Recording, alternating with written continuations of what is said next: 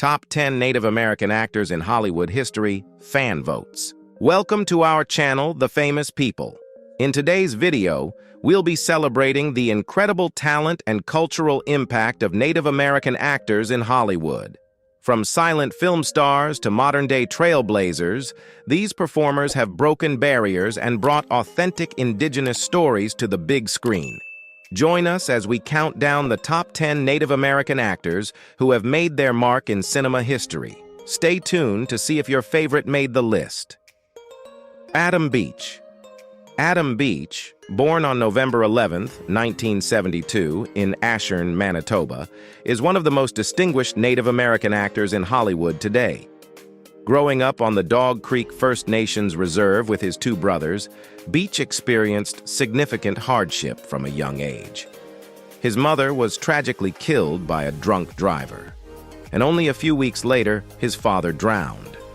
These devastating events left the young Beach and his brothers orphaned, and they were taken in by their extended family, initially living with their grandmother and later moving to Winnipeg to be raised by their uncle and aunt. Despite these difficult beginnings, it was in Winnipeg that Beach found solace and direction in acting, discovering his passion through drama classes and local theater productions. Beach's career in Hollywood took off in the late 1990s, when he delivered a breakthrough performance as Victor Joseph in the critically acclaimed film Smoke Signals, 1998. The movie, based on a Sherman Alexie novel, was a landmark for Native American cinema, being the first feature film written, directed, and acted primarily by Native Americans. Beach's portrayal of the introspective, complex Victor showcased his ability to bring depth and authenticity to Native American characters, establishing him as a prominent actor within Indigenous communities and beyond. In 2006, Beach further solidified his position as one of the top Native American actors with his role as Ira Hayes in Clint Eastwood's Flags of Our Fathers.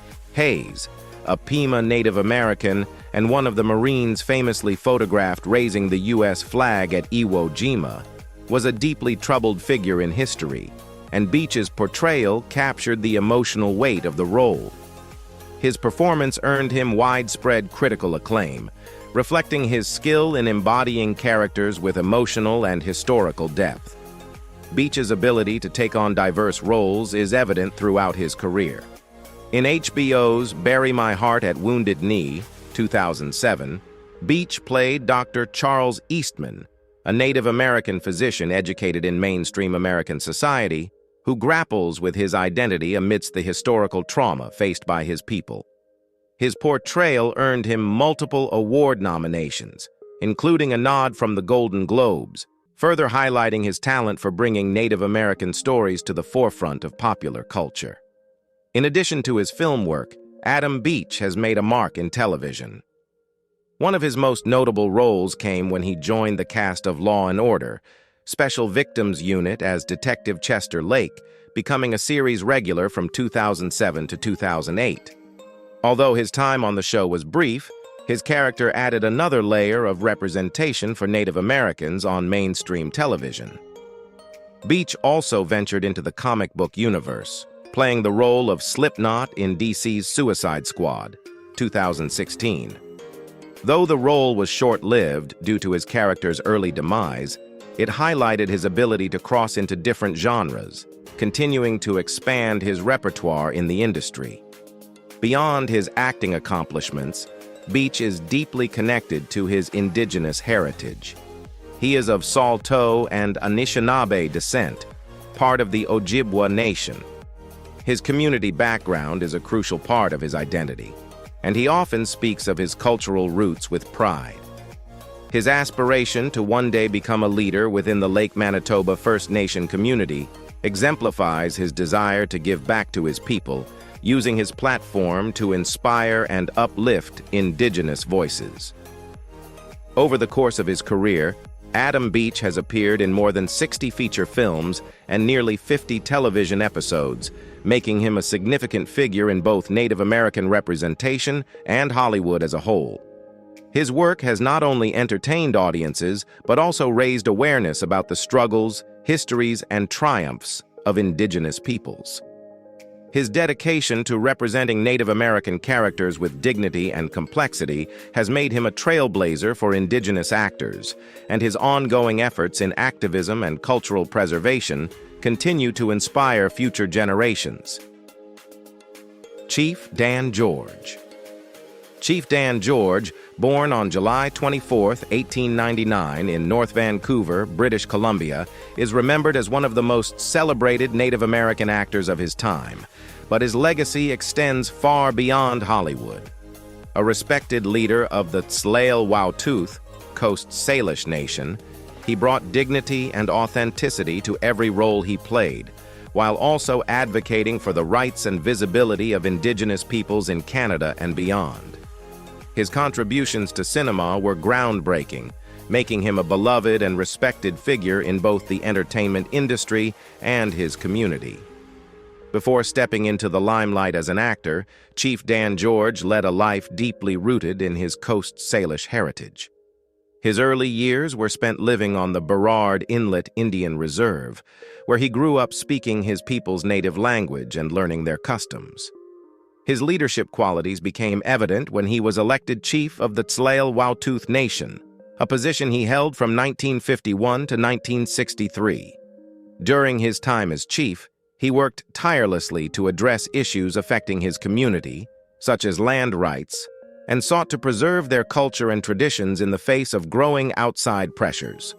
Chief Dan George's acting career did not begin until he was in his 60s, yet he quickly gained fame for his powerful and understated performances. His breakout role came in 1970 when he portrayed Old Lodge Skins in Little Big Man alongside Dustin Hoffman.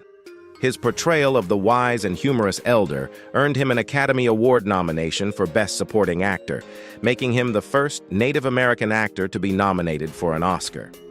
This performance also garnered him a Golden Globe nomination and solidified his place as a trailblazer for Indigenous representation in Hollywood. The film's success shone a spotlight on the often overlooked narratives of Native Americans, and Chief Dan George's authentic and moving performance was pivotal in this shift. Beyond Little Big Man, Chief Dan George appeared in a variety of television shows and films, where his natural dignity and presence captivated audiences. He made notable appearances in series like Bonanza, Kung Fu, and The Incredible Hulk, as well as films like Harry and Tonto, 1974, and The Outlaw Josie Wales, 1976, in which he starred alongside Clint Eastwood.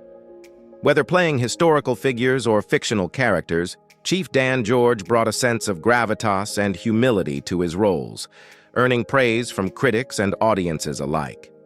What set Chief Dan George apart was his ability to portray Native American characters with depth, humanity, and respect, countering the stereotypical portrayals that had long dominated Hollywood. He was widely admired for his quiet strength and the emotional resonance he brought to his performances, ensuring that Indigenous peoples were seen as complex and dignified individuals rather than one-dimensional caricatures. Chief Dan George was also a poet and writer, using his voice to advocate for Indigenous rights and cultural preservation.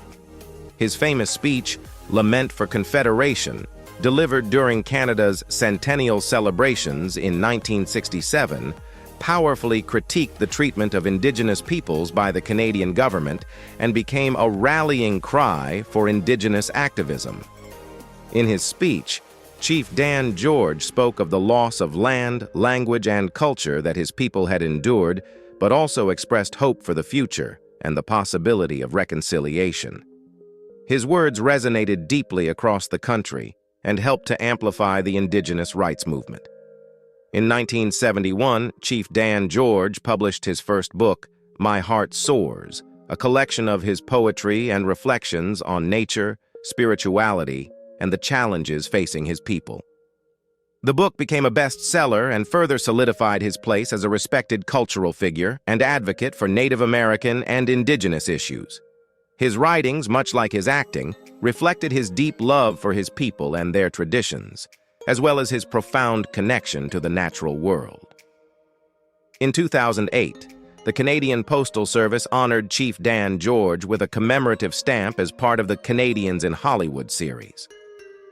This tribute recognized not only his contributions to film and television, but also his role as a cultural leader who inspired countless people with his wisdom and advocacy.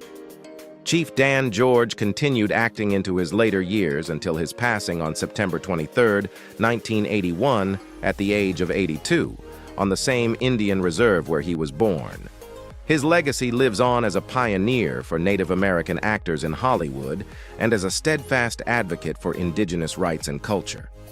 Through his work, he left an indelible mark on both the entertainment industry and the broader conversation about Indigenous representation and empowerment. His influence continues to be felt, and he remains a source of inspiration for generations of Native actors and activists. Elijah Tahamont, Dark Cloud. Elijah Tahamont, more famously known by his stage name, Dark Cloud, was a prominent Native American actor from the silent film era, born on September 20, 1855, in Odanak, a reserve in Quebec, Canada. Tahamont was a member of the Abenaki Nation, a group indigenous to northeastern North America, particularly in parts of what is now Canada and the United States. His acting career and contributions to the early days of cinema helped pave the way for Native American representation in Hollywood, though much of his life and legacy have remained less widely known compared to other figures of his time. Elijah Tahamont initially gained recognition in the 1890s as a model for renowned American Western artist Frederick Remington. Remington, famous for his illustrations and sculptures of the American West, frequently featured Tahamont in his works, helping to popularize an image of Native Americans that was both stoic and dignified. This exposure helped Tahamont establish a foothold in the entertainment world and marked the beginning of his association with representations of Indigenous peoples in popular culture. In 1910, Tahamont transitioned to acting and adopted the screen name Dark Cloud as he entered the film industry. This was a period when silent films were becoming increasingly popular, and many early filmmakers were drawn to westerns that depicted Native Americans as central figures. Tahamont joined the American Mutoscope and Biograph Company in New York City, one of the leading film studios of the time. He quickly became one of the few Native American actors to regularly appear in films during the silent era. Dark Cloud's filmography included numerous roles in westerns, often portraying Native American characters with grace and a calm presence.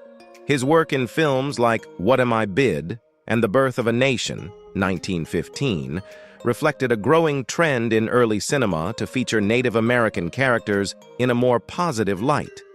Unlike the later, more stereotypical depictions of Native Americans in westerns, the films in which Tahamont acted often portrayed Indigenous people with dignity, presenting them as thoughtful and peaceful, in contrast to the conflict-driven depictions that would dominate later decades. His collaboration with iconic director D.W. Griffith, one of the most influential filmmakers of the silent era, was significant. Tahamont appeared in several of Griffith's productions, including The Dishonored Medal, where he showcased a calm yet powerful screen presence that endeared him to audiences. His serene, almost motionless portrayal of Native Americans stood in contrast to the more action-driven Western films of the time, reflecting the quiet dignity that had characterized his work as a model for Remington. Tahamont's career, however, was tragically short. Despite his growing success in silent films, his life was cut short by the Spanish flu pandemic, which swept across the globe in 1918. He passed away on September 17, 1918, just 3 days before his 63rd birthday.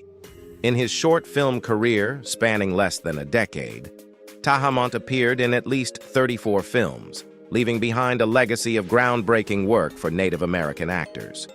Though much of his film work has been lost to time, Elijah Tahamont's contributions to early Hollywood remain an important chapter in the history of Native American representation in cinema.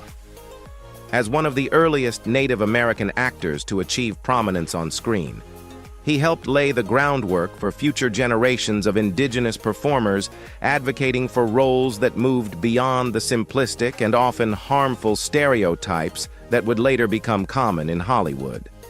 Tahamant's Abenaki heritage is another significant aspect of his identity and legacy. The Abenaki people, who inhabited regions of Vermont, New Hampshire, Maine, and parts of southern Canada, were part of the broader Wabanaki Confederacy. Historically, they were known for their agricultural lifestyle, hunting and fishing, along with their ability to adapt to the harsh climates of the northeastern woodlands.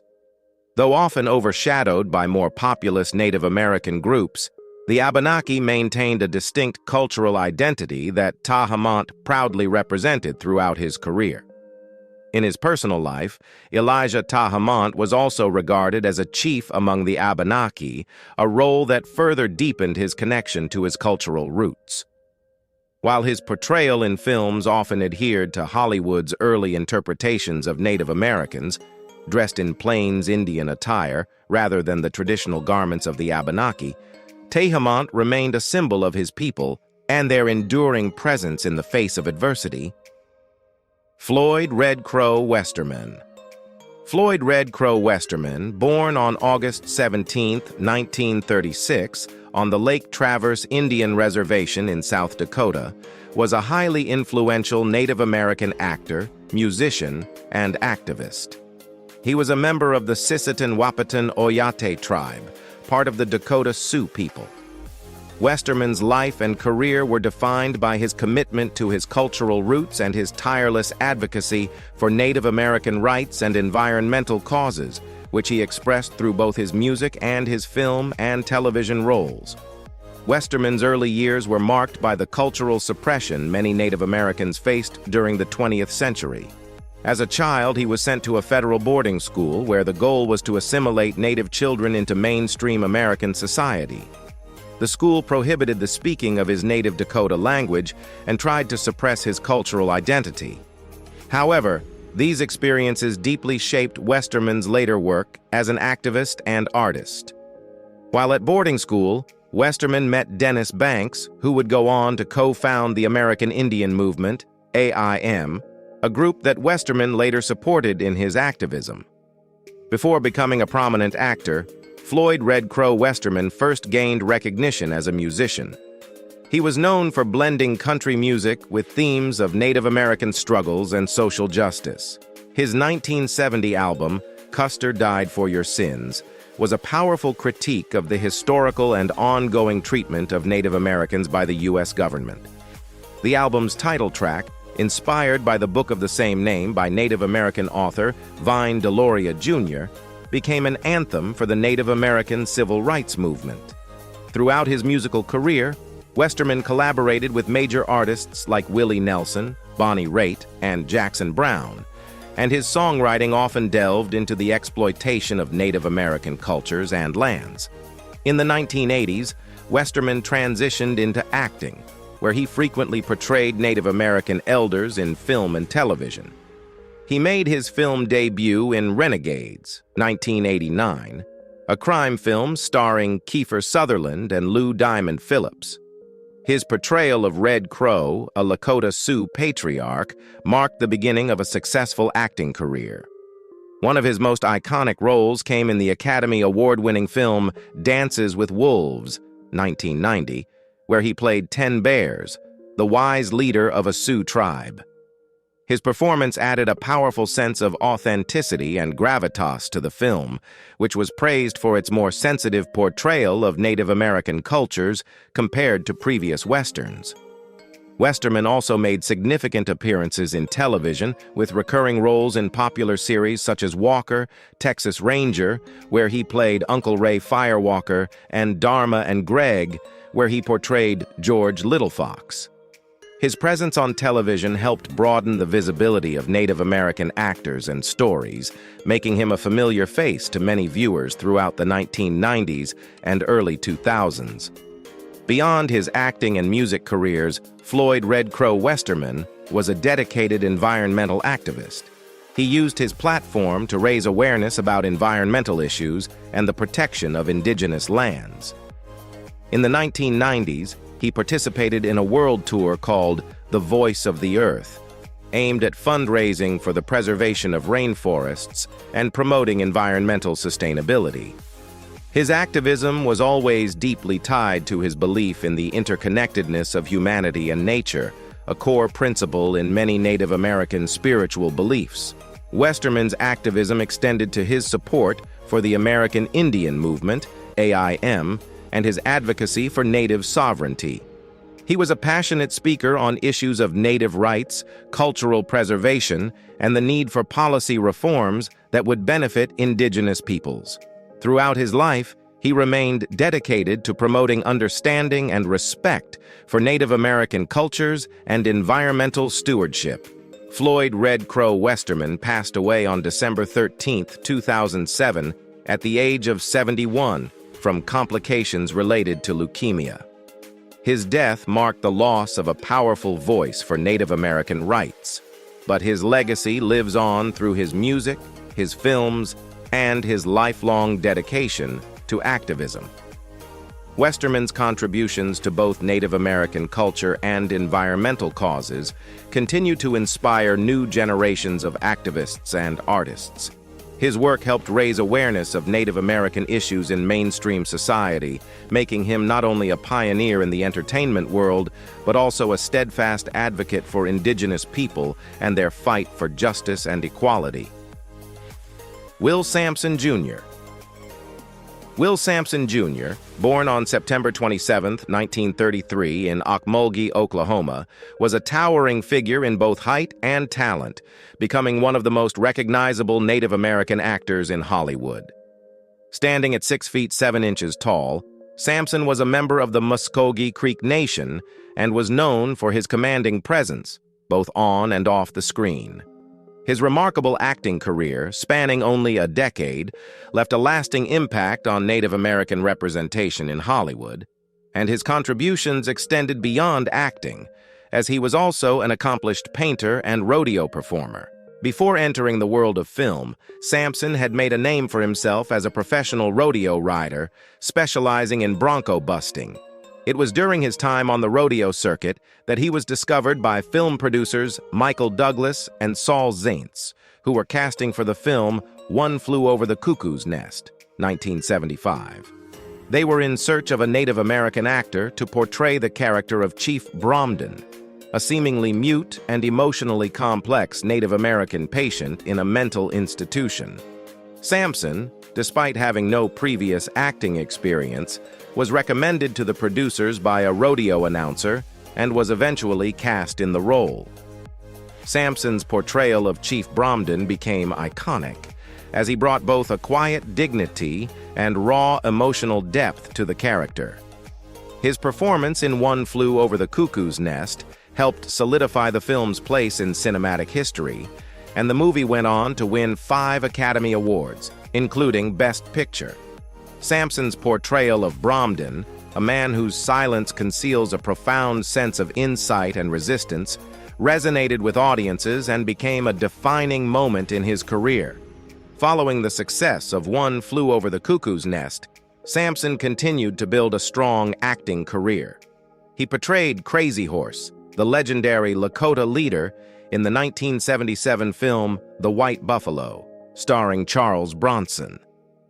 Samson's portrayal of Crazy Horse was praised for its authenticity and respect for the historical figure, as Samson himself had a deep connection to his Native American heritage.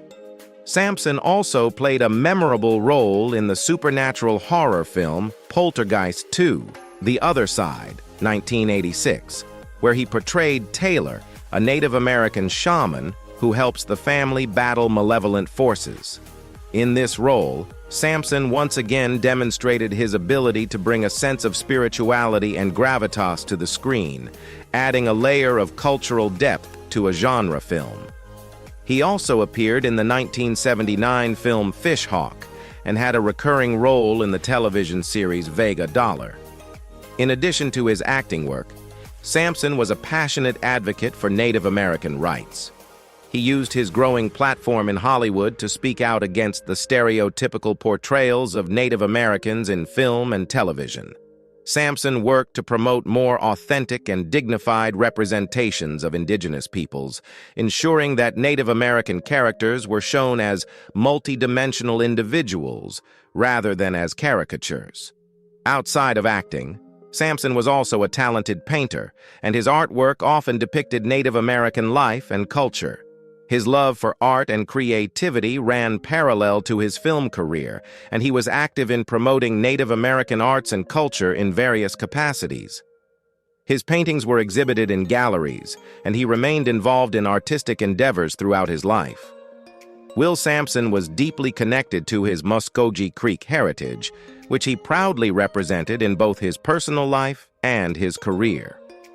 The Muskogee Nation, one of the largest Native American tribes in the southeastern United States, historically inhabited areas in what is now Georgia and Alabama. During the Trail of Tears, the Muskogee people were forcibly relocated to Indian Territory, modern-day Oklahoma, where the community remains based today. Samson's heritage and identity as a Muskogee man informed his work and his advocacy for Native American representation. Samson's life was tragically cut short when he passed away on June 3, 1987, at the age of 53 due to complications from a heart and lung transplant. Despite his untimely death, his legacy continues to inspire. His contributions to Hollywood were not only significant because of the roles he played, but also because of the changes he advocated for in the representation of Native Americans on screen. Luther Standing Bear. Luther Standing Bear, born in December 1868 on the Pine Ridge Indian Reservation in South Dakota, was a pivotal figure in Native American history, known not only for his contributions as an actor, but also as an educator, writer, and activist. A member of the Oglala Lakota Sioux tribe, Standing Bear became one of the most influential Native Americans of the early 20th century, leaving a legacy that extends far beyond his film career. His life's work as an advocate for Native rights, cultural preservation, and education shaped the perception of Native American culture in both Hollywood and American society. Standing Bear was born into the Lakota Sioux Nation at a time of immense change for Native Americans. He was among the first group of Native children forced to attend the Carlisle Indian Industrial School in Pennsylvania, one of the many boarding schools designed to assimilate Native Americans into white society. At these schools, children were forbidden from speaking their native languages or practicing their cultural traditions. While the goal of such institutions was to erase Native identities, Standing Bear used the experience to become a bridge between Native and white cultures, learning English and Western customs while maintaining a deep connection to his Lakota heritage. After leaving Carlisle, Standing Bear worked various jobs, including as a performer with Buffalo Bill's Wild West show, where he portrayed Native American life to white audiences. His time with the show provided him with opportunities to travel widely, and it introduced him to the world of entertainment and performance. However, his experience with the Wild West show also deepened his understanding of the cultural appropriation and commodification of Native American traditions. In 1912, Luther Standing Bear entered the burgeoning world of Hollywood, becoming one of the first Native American actors to perform in films. His acting career began when he was cast by film director Thomas H. Ince, who wanted a Native American consultant and actor for his westerns. Standing Bear's debut role was in the 1916 silent film Ramona, based on the famous novel by Helen Hunt Jackson. The film depicted the struggles of Native Americans in California during the 19th century, and Standing Bear brought authenticity to his portrayal of indigenous characters. Standing Bear went on to appear in numerous silent films, working alongside prominent actors and directors of the time. His filmography includes titles like White Oak, 1921, Cyclone of the Saddle, 1935, and Union Pacific, 1939. Throughout his career, he often played both Native American and non-Native characters, using his platform to challenge the stereotypes of Native Americans that were prevalent in early Hollywood. His performances were dignified and authentic, reflecting his desire to portray Native American characters with respect and depth. Though Standing Bear's acting career is noteworthy, he is perhaps even more significant for his writings and advocacy for Native American rights. He was a prolific author, publishing several books and essays that provided an invaluable Native perspective during a time when Native voices were often marginalized. His first book, My People the Sioux, 1928, was a landmark work in Native American literature. In it, Standing Bear recounts his early life on the reservation, his experiences at Carlisle, and his reflections on the challenges facing Native Americans as they navigated the changing social and political landscape of the United States. Standing Bear's writings and activism were deeply intertwined with his efforts to preserve Lakota culture and traditions in the face of government policies that sought to assimilate Native Americans. He advocated for Native sovereignty, cultural education, and the need for reforms in how Native Americans were treated by both the U.S. government and American society at large. His second book, Land of the Spotted Eagle, 1933, expanded on these themes, discussing Lakota spirituality, social customs, and the importance of living in harmony with nature. His work was instrumental in reshaping the public's understanding of Native American culture as holistic, respectful of nature, and deeply spiritual, ideas that still resonate today. Luther Standing Bear was a fierce advocate for policy reforms that would benefit Native Americans. He actively fought for the preservation of Native languages, cultures, and traditions, and he used his platform to educate non-Native audiences about the importance of understanding and respecting Indigenous ways of life. His insights into the Native American experience during the Progressive Era made him a key figure in advocating for progressive changes in U.S. government policies toward Native peoples. His influence extended into academia as well. Standing Bear's writings became essential reading in various academic disciplines, including anthropology, literature, history, and philosophy. His reflections on Native American culture and his critique of Western industrialism have since been recognized for their depth and insight, making his works a lasting contribution to the understanding of Indigenous wisdom and philosophy. Luther Standing Bear passed away on February 20, 1939, but his legacy continues to inspire Native American activists, scholars, and artists. He is remembered as a trailblazer who not only helped shape early Hollywood's portrayal of Native Americans, but also fought tirelessly to ensure that Native voices and perspectives were heard.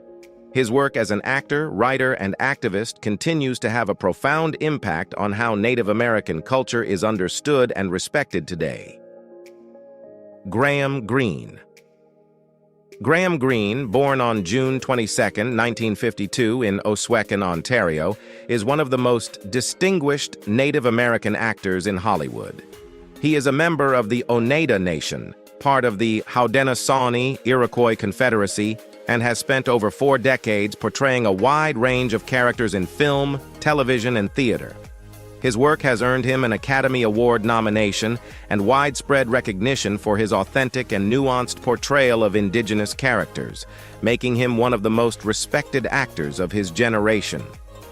Greene grew up on the Six Nations Reserve in Ontario, Canada, where his early life was deeply rooted in his Oneida heritage. His interest in acting was sparked in his 20s, and he began his career on the stage, performing in various theater productions across Canada. Greene's talent was quickly recognized, and by the early 1980s, he had transitioned to television and film. His breakout role came in the Canadian Broadcasting Corporation (CBC) series Spirit Bay, where he portrayed a Native American character, marking the start of his long career of representing Indigenous peoples on screen. Greene's big break in Hollywood came in 1990 when he was cast in Kevin Costner's epic Western film Dances with Wolves. In the film, Greene played Kicking Bird, a wise and patient Lakota Sioux holy man who befriends Costner's character. His performance was powerful and dignified, and it earned him an Academy Award nomination for Best Supporting Actor. Dances with Wolves was a landmark film for its portrayal of Native Americans, and Green's role was central to its success, marking a turning point in Hollywood's depiction of indigenous peoples.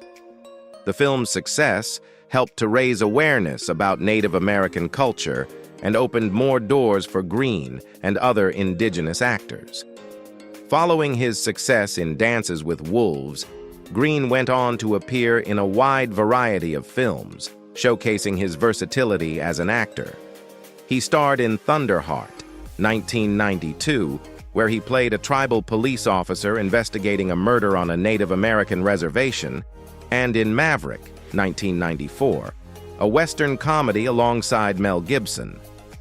Green also made memorable appearances in The Green Mile, 1999, Die Hard with a Vengeance, 1995, and Wind River, 2017, demonstrating his ability to portray a diverse range of characters across multiple genres. In addition to his film work, Green has had an extensive career in television. He starred in the television series Northern Exposure, where he played Leonard Quinhagak, a Native American healer, and in The Red Green Show, a Canadian comedy series. He has also appeared in popular series such as Defiance, Longmire, and The West Wing. Green's ability to transition between dramatic and comedic roles has made him a sought-after actor in both the US and Canada. One of Green's most significant contributions to the entertainment industry is his commitment to portraying indigenous characters with depth and humanity. Throughout his career, Green has been a vocal advocate for accurate and respectful representation of Native American cultures in film and television. He has spoken out against the stereotypes and misrepresentations that have long plagued Hollywood's portrayal of indigenous peoples, and has worked to ensure that Native American characters are shown as complex individuals rather than as one-dimensional figures. Green's influence extends beyond acting. He is actively involved in indigenous rights and cultural preservation, using his platform to raise awareness about issues affecting Native American communities. He has been an outspoken advocate for environmental protection, land rights, and the preservation of indigenous languages and traditions. His commitment to these causes reflects his deep connection to his Oneida heritage and his desire to give back to his community. In recent years, Green has continued to take on prominent roles in both film and television. He appeared in the critically acclaimed Disney Plus series Echo and the hit FX series Reservation Dogs, where he plays Maximus, a quirky elder who adds humor and wisdom to the show. His role in Reservation Dogs has garnered praise for its authenticity and representation of modern indigenous life, further cementing Green's place as a respected figure in the Native American community and in Hollywood. Despite his many achievements, Green remains humble and dedicated to his craft. He is known for his quiet, understated performances that bring a sense of realism and dignity to every character he plays.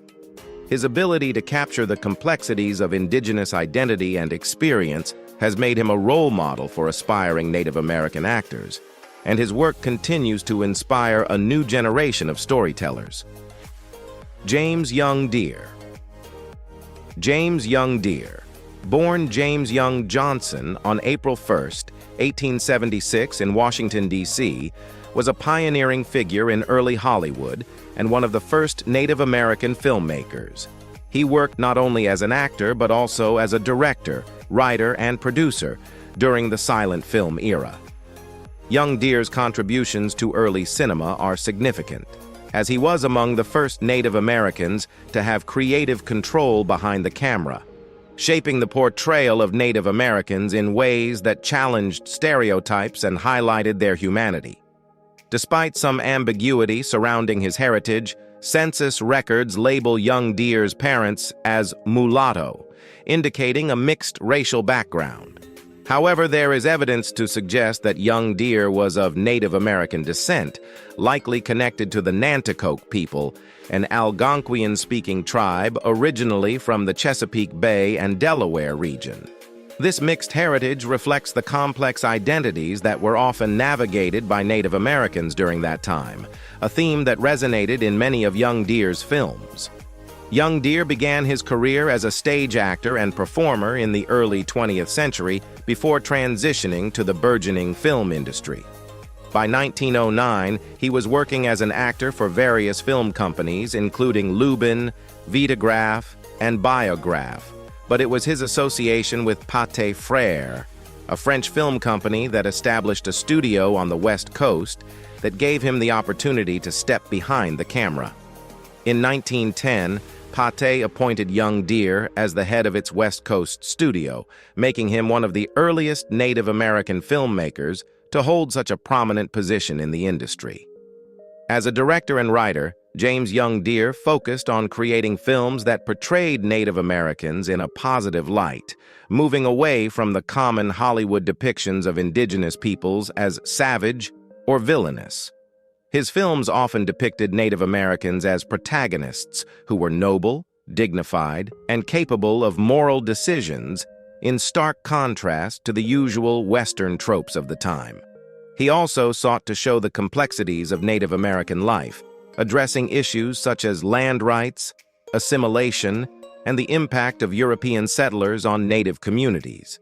One of Young Deere's notable works as a director is White Fawn's Devotion, 1910, which is recognized as one of the earliest films to depict Native Americans sympathetically. The film tells the story of a Native American woman who makes great personal sacrifices to protect her white husband's property and honor. White Fawn's Devotion is significant because it challenged the audience's expectations, showing Native Americans in a role that emphasized loyalty, love, and selflessness. In 2008, the film was added to the National Film Registry, preserving its place in American cinema history. Over the course of his career, Young Deere directed and produced over 150 films, many of which explored the relationships between Native Americans and European settlers, as well as the tensions within Native American communities. His films were largely well-received and helped shape early Westerns, particularly the one-reel format that was popular at the time. His work was noted for its lack of the sensationalism that characterized many Western films of the era, offering more balanced narratives that humanized Native American characters. Despite his successes, James Young Deere's career faced challenges. The popularity of Westerns fluctuated, and by the mid-1910s, he left Pathé and worked with other film studios. However, as the silent film era waned and new trends in filmmaking emerged, his influence diminished. His later years were marked by difficulties in securing consistent work, as Hollywood became more commercialized and began moving away from the kind of one-reel Westerns that had made him famous. In addition to his work in film, Young Deere was also a veteran, having served in the U.S. Navy during the Spanish-American War. This military service adds another layer to his complex identity as a Native American who navigated multiple roles and responsibilities during his life. James Young Deere passed away on April 6, 1946, at the age of 70. While his name may not be as widely known today as some of his contemporaries, his legacy as a trailblazing filmmaker remains significant. As one of the first Native American directors in Hollywood, his work contributed to changing the narrative around Native American representation in cinema, a legacy that continues to influence Native filmmakers and actors today. His career serves as a testament to the resilience and creativity of Native Americans in the early days of the film industry, and his contributions are still recognized by historians and cinema enthusiasts alike. Tantu Cardinal. Tantu Cardinal, born Rose Marie Cardinal on July 20, 1950 in Fort McMurray, Alberta, is one of the most respected and accomplished Indigenous actresses in North American film and television. A proud Métis woman of Cree, Dean, and French heritage, she has spent her career advocating for authentic Indigenous representation on screen. Over more than 5 decades, Cardinal has become a trailblazer in the entertainment industry. Known for her powerful portrayals of Native American and First Nations women, as well as her activism for Indigenous rights and cultural preservation. Growing up in a remote community without modern amenities like electricity, Cardinal developed a deep connection to the land and her Métis heritage. Her grandmother, a key figure in her early life, imparted Cree language and cultural traditions, which would go on to influence her acting career. These formative experiences with storytelling and culture laid the foundation for her later success as a performer.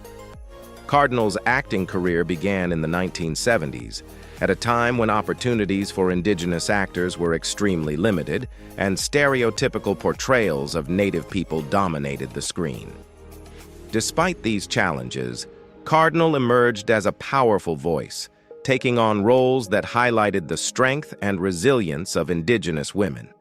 Her early work included roles in Canadian television series such as Spirit Bay, where she first gained recognition as a versatile and talented actress.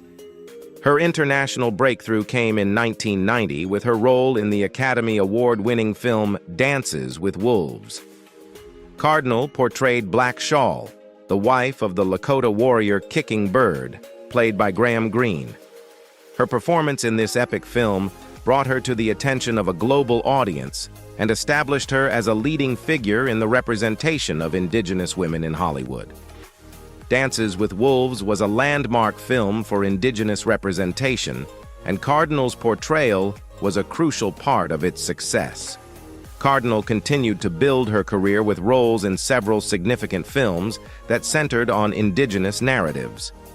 In Legends of the Fall, 1994, she played Pet, the motherly figure who cares for the family of rancher William Ludlow, portrayed by Anthony Hopkins. In Smoke Signals, 1998, a groundbreaking film written and directed by Native Americans, she portrayed Arlene Joseph, the tough yet loving mother of one of the lead characters. These performances further solidified her reputation as an actress who could bring authenticity and emotional depth to her roles. In addition to her film work, Tantu Cardinal has had an extensive career in television, appearing in shows such as North of 60, Dr. Quinn, Medicine Woman, Westworld, and Frontier. Her ability to transition between film and television has made her one of the most versatile Indigenous actresses working today. Cardinal has played a wide range of characters, from matriarchs to healers, and her performances have always been rooted in a deep understanding of Indigenous culture and experiences. Throughout her career, Cardinal has used her platform to advocate for Indigenous rights and cultural preservation. She has been a vocal critic of the stereotypical and often damaging portrayals of Indigenous peoples in film and television. Instead, she has worked to promote stories that reflect the complexity, diversity, and strength of Indigenous communities. Her advocacy extends beyond her work in entertainment. She has been involved in various Indigenous rights movements, including issues related to land, culture, and the environment. In recognition of her immense contributions to the arts and to the representation of Indigenous peoples, Tantu Cardinal has received numerous accolades. In 2009, she was made a member of the Order of Canada, one of the country's highest civilian honors, in recognition of her work in both the performing arts and Indigenous advocacy. She has also received a National Aboriginal Achievement Award and a Governor-General's Performing Arts Award for Lifetime Artistic Achievement, further solidifying her place as one of the most significant Indigenous figures in Canadian and North American culture. In recent years, Cardinal has continued to take on prominent roles in film and television, including the Netflix drama Godless and the film Falls Around Her, 2018, where she played the lead role of a First Nations woman returning to her roots after years as a successful musician. Her performance in Falls Around Her was widely praised and highlighted her enduring talent and versatility as an actress. Cardinal's commitment to her craft and her advocacy for Indigenous peoples have made her a role model for Indigenous actors and artists. She has helped pave the way for the next generation of Indigenous performers, including her own family.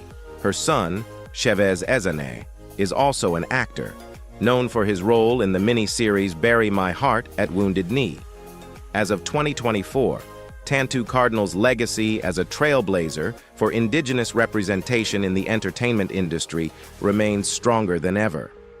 With over 120 film and television credits to her name, she is one of the most prolific Indigenous actresses in history. Her ability to bring depth, grace, and authenticity to her roles has made her a beloved figure in both Canada and the United States, and her advocacy for Indigenous culture continues to inspire. Wes Studi. Wes Studi, born on December 17, 1947, in No Fire Hollow, Oklahoma, is one of the most celebrated Native American actors in Hollywood history. A member of the Cherokee Nation, Studi has made an indelible mark in cinema with his powerful portrayals of Native American characters. His career, spanning over 3 decades, has earned him critical acclaim, numerous awards, and the distinction of being the first Native American actor to receive an Academy Award for acting.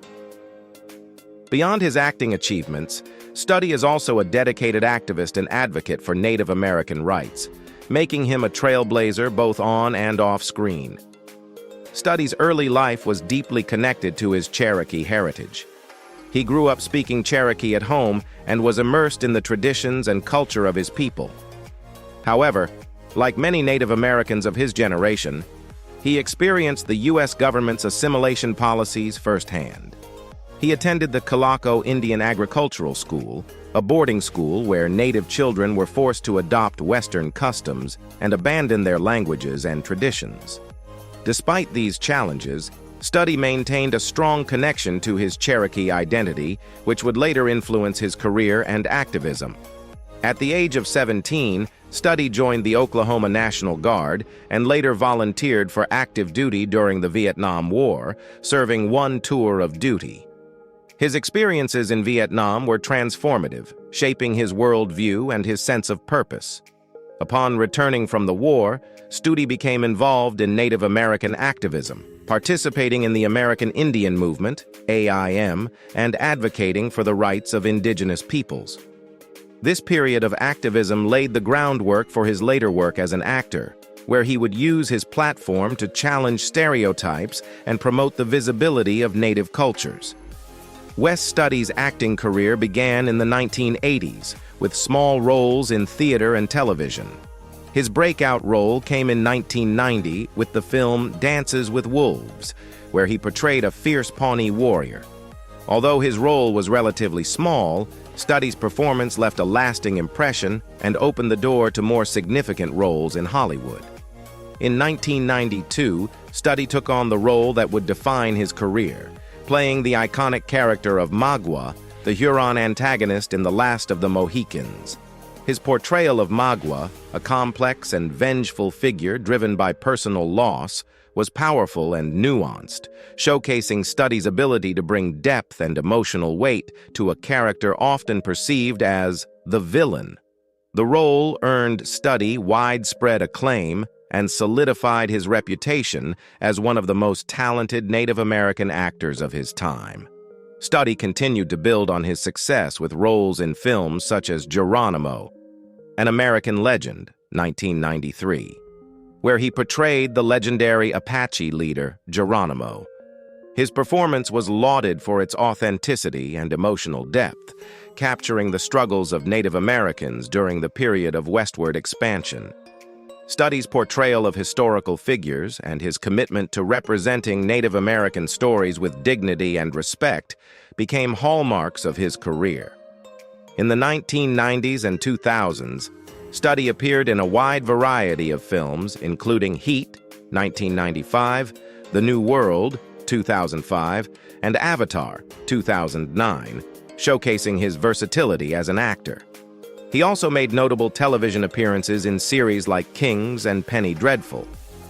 Studi's ability to portray a wide range of characters, from historical figures to fantasy warriors, allowed him to break out of the typecasting that many Native American actors faced, and he became known for his intense screen presence and magnetic performances. One of the highlights of Wes Studi's career came in 2019 when he became the first Native American actor to receive an Academy Honorary Award, a recognition of his lifetime achievements in film. During his acceptance speech, Studi reflected on the significance of being the first Native American actor to receive such an honor, saying, "I'd simply like to say it's about time." His award was a milestone not only for Studi but for all Indigenous actors, marking a moment of recognition for Native American contributions to the film industry. Studi's impact extends beyond his performances. He has been a vocal advocate for Native American representation in Hollywood, pushing for more authentic and complex portrayals of Indigenous peoples. Throughout his career, Studi has worked to ensure that Native stories are told from a Native perspective, and he has used his platform to raise awareness about the issues facing Native American communities. In addition to his acting, Wes Studi has been involved in various educational and cultural projects aimed at preserving Native American history and languages. His commitment to his Cherokee heritage remains central to his life and work, and he continues to be a role model for Native American actors and filmmakers. In recent years, Studi has taken on more contemporary roles, appearing in films like Hostiles, 2017, where he played Chief Yellow Hawk, a dying Cheyenne war chief seeking peace. His performance was widely praised for its subtlety and emotional resonance, showing that even after decades in the industry, Studi remains at the top of his game. He also appeared in A Million Ways to Die in the West, 2014, and The Only Good Indian, 2009, further diversifying his body of work. Wes Studi's personal connection to his Cherokee heritage has been a constant source of inspiration throughout his career. The Cherokee Nation, one of the largest and most historically significant Native American tribes, has a rich history of resistance, resilience, and cultural preservation. Studi's work as an actor and activist reflects the values of his people, and his success has helped to break down barriers for future generations of Native actors. We hope you've enjoyed learning more about their incredible contributions to the entertainment industry and Native American representation. Which of their roles resonates with you the most? Let us know your thoughts in the comments below. We'd love to hear from you. If you found this video interesting, please hit the like button and share it with others. And don't forget to support us by subscribing to The Famous People so you never miss out on future content about the most inspiring figures in history and pop culture. Your support means the world to us.